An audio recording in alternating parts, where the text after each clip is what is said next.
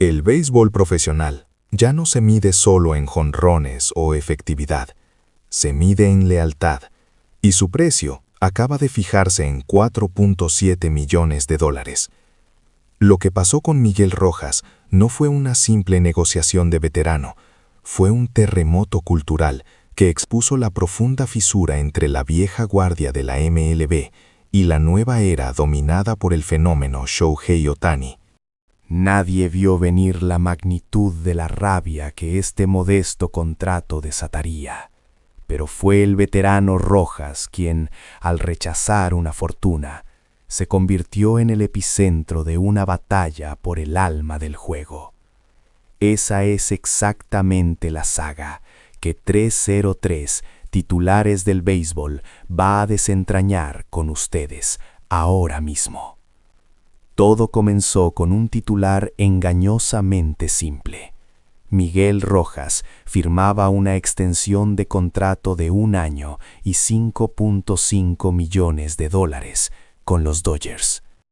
A primera vista, era el acuerdo rutinario de un jugador de mediana edad. Pero este contrato, que en el mercado actual ni siquiera es considerado estelar, ocultaba una verdad asombrosa.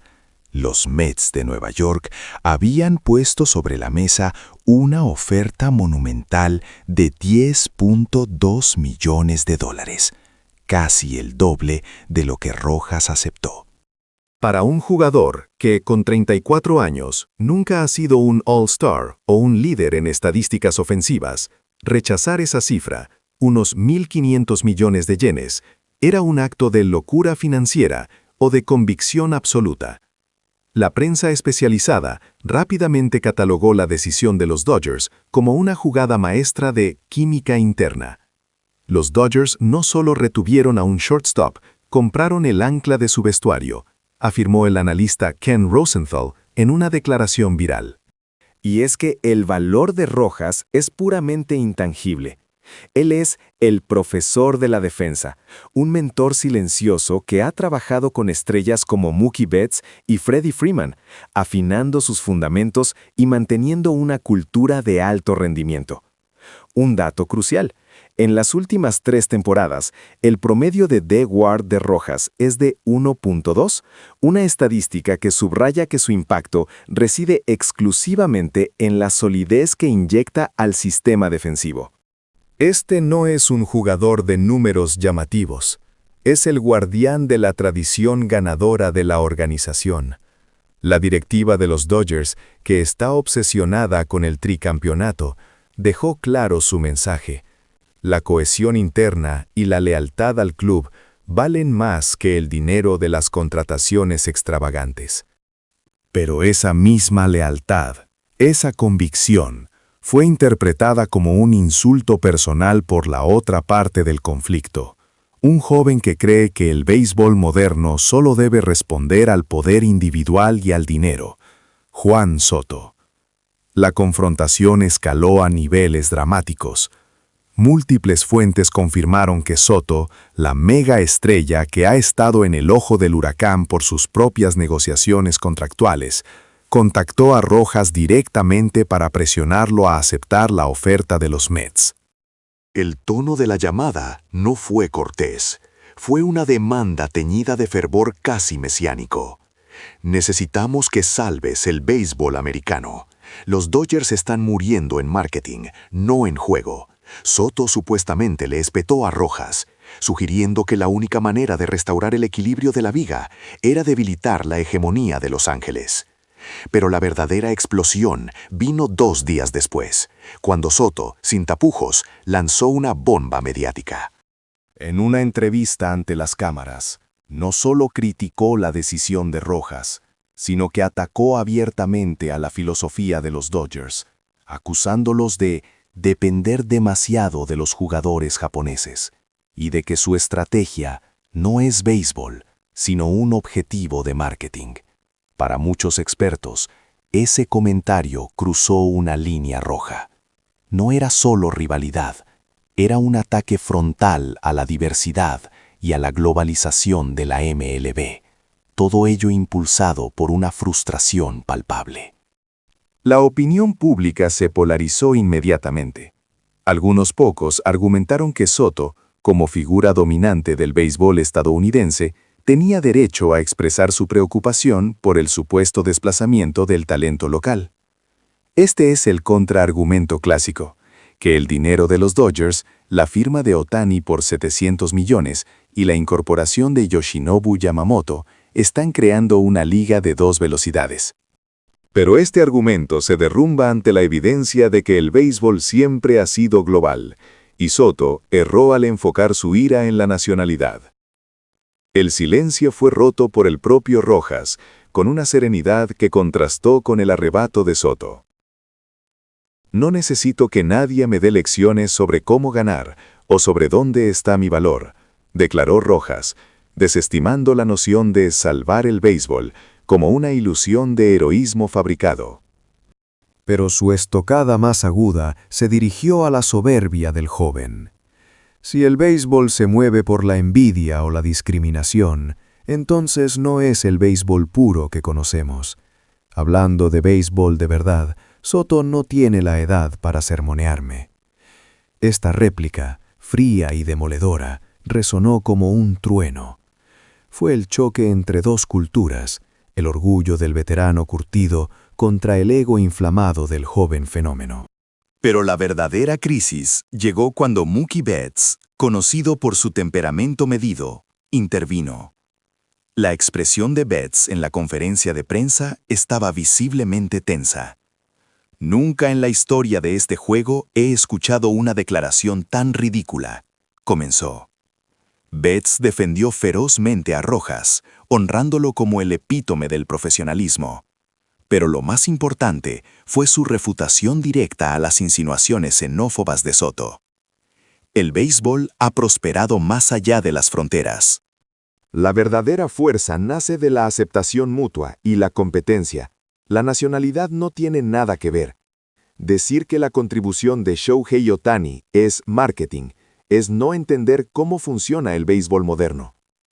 Los comentarios de Betts, cargados de la filosofía de coexistencia multicultural de los Dodgers, cambiaron la marea de la opinión pública, aislando a Soto. Los expertos, en ese momento, comenzaron a susurrar sobre la verdad oculta. Soto no estaba combatiendo a Rojas, ni siquiera a los Dodgers. Estaba luchando contra la sombra inmensa de Shohei Ohtani, el jugador que había redefinido lo que significa ser el centro de atención global de la MLB.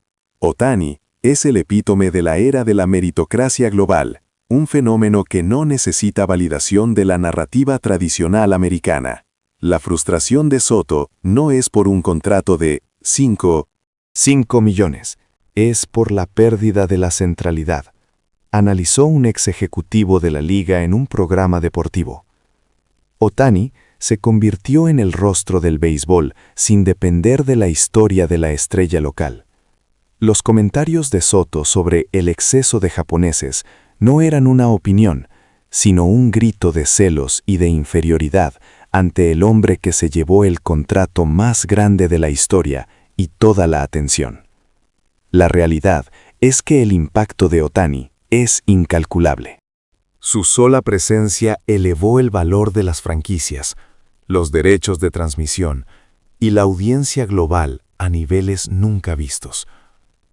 Para Soto, que creció esperando ser el siguiente héroe de la liga, ver su estatus ensombrecido por una figura que trasciende culturas debe haber sido insoportable. Y de repente, la decisión de Rojas de quedarse por $5.5 millones se convirtió en el espejo que reflejó la crisis de Soto.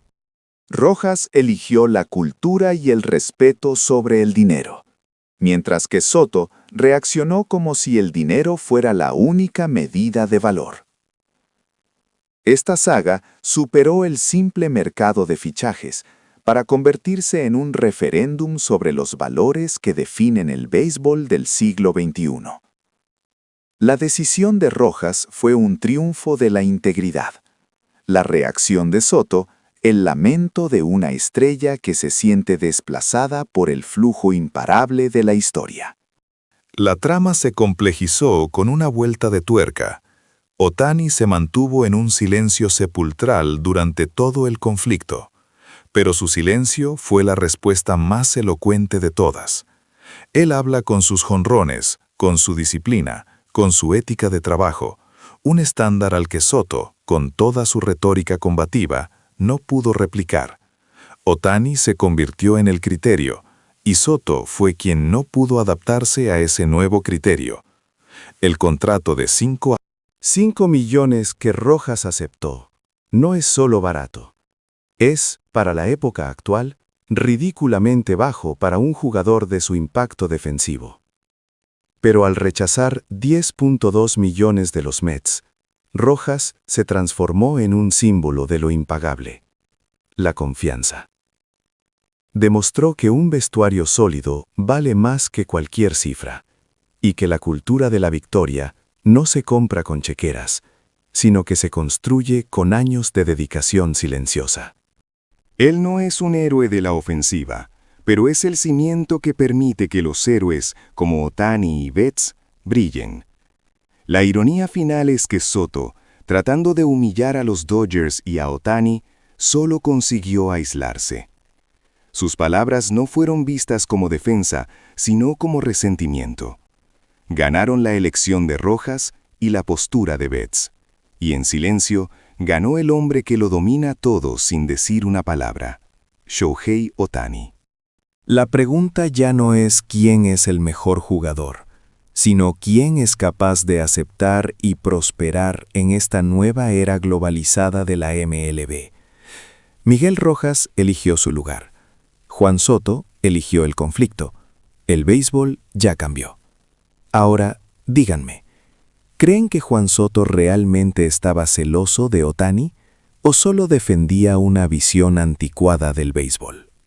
Si esta saga de lealtad versus billetes te impactó tanto como a nosotros, regálanos un me gusta, comparte este análisis cultural con tus amigos beisboleros y, por supuesto, suscríbete a 303 titulares del béisbol para no perderte ni un solo análisis profundo.